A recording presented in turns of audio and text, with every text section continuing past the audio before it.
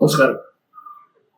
India Europe free trade agreement, സ്വതന്ത്ര വ്യാപാര കരാർ ഇങ്ങനെ അന്തരീക്ഷത്തിൽ തന്നെ നിൽക്കുകയാണ്. അതിനോട് ഒരു പടി കൂടി അടുത്തിരിക്കുന്നു യൂറോപ്യൻ സമൂഹവും ഇന്ത്യയും.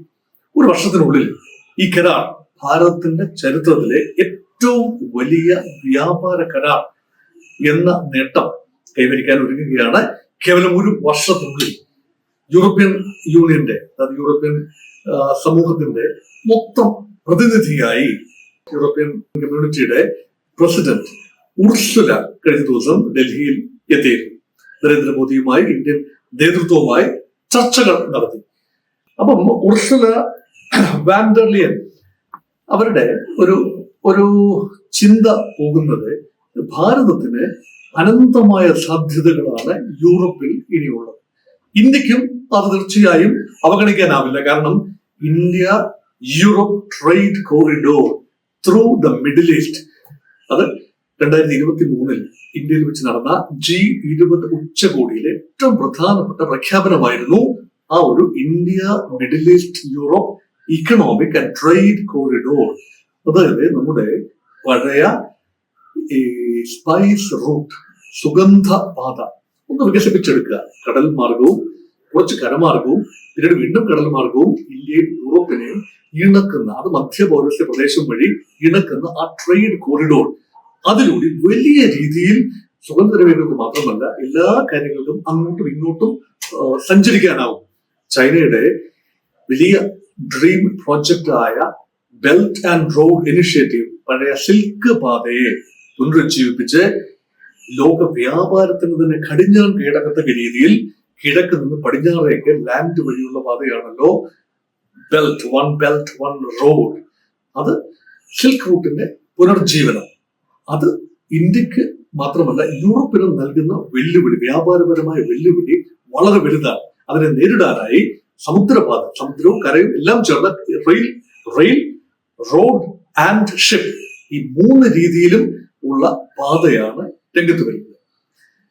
അപ്പം ഉർസുല വാൻഡർലയൻ പറയുന്ന ഒരു ചിന്ത, അത് മോദിയും ശരിവെക്കുകയാണ്. ഒരു വർഷത്തിലും അടുത്ത മാസം മാർച്ച് മാസം 16-ാം തീയതിയോടുകൂടി ബ്രസൽസിൽ വെച്ച്, യൂറോപ്പിന്റെ തലസ്ഥാനമായി പൊതുവെ പറയുന്ന ബെൽജിയത്തിലെ ബ്രസൽസിലാണ് യൂറോപ്യൻ ഹെഡ് ക്വാർട്ടേഴ്സ്, യൂറോപ്യൻ കമ്മ്യൂണിറ്റിയുടെ ഹെഡ് ക്വാർട്ടേഴ്സ്. യൂറോപ്യൻ കമ്മീഷന്റെ പ്രസിഡന്റിന്റെ ഓഫീസും അവിടെയാണ്. അവിടെ വെച്ച് നടക്കുന്ന അടുത്ത റൗണ്ടിൽ കൃത്യമായ തീരുമാനങ്ങൾ ഉണ്ടാകും എന്നാണ് പ്രതീക്ഷിക്കുന്നത്. അങ്ങനെയെങ്കിൽ ഒരു വർഷത്തിനുള്ളിൽ, ഒരുപക്ഷെ ഈ കലണ്ടർ വർഷം 2025 കലണ്ടർ വർഷം തന്നെ അങ്ങനെ ഒരു വ്യാപാര കരാർ ഒപ്പിടും.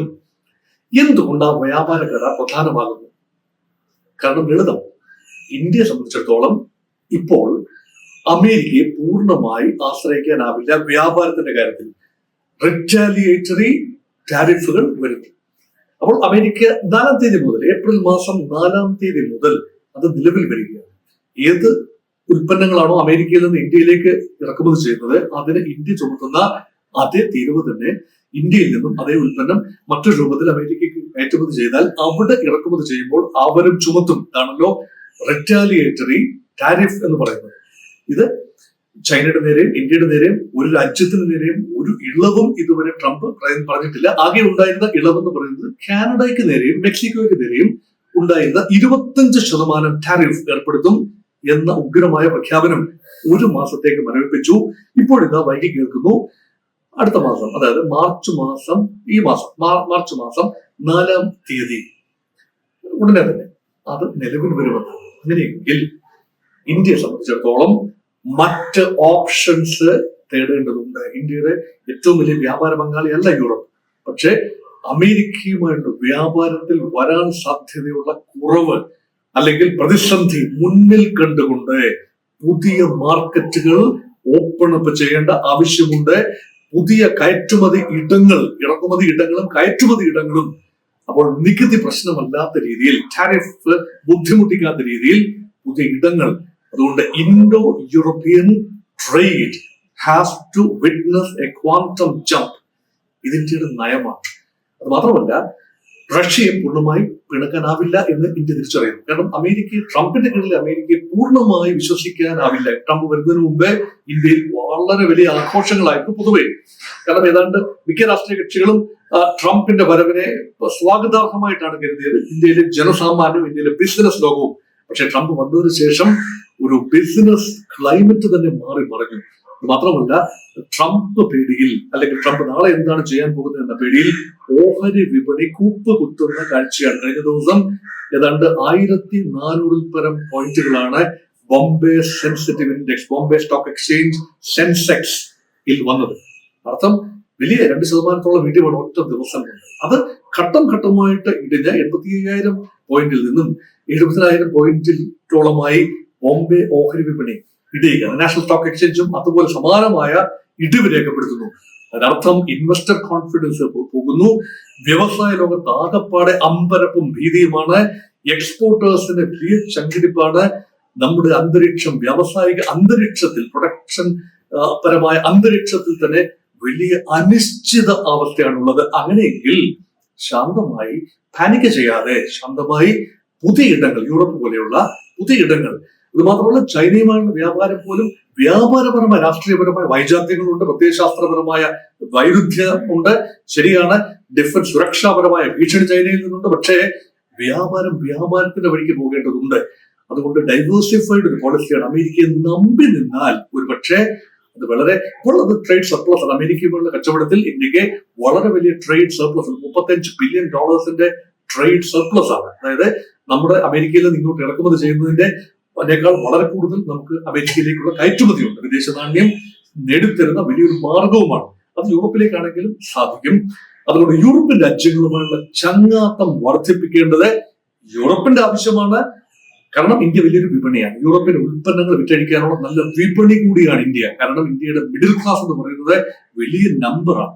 ഇന്ത്യയുടെയും ചൈനയുടെയും മിഡിൽ ക്ലാസിനെ അവഗണിച്ചുകൊണ്ട് ഒരു യൂറോപ്യൻ കമ്പനിയുടെയും ഉൽപ്പന്നത്തിന് മുന്നോട്ട് പോകാനാവില്ല.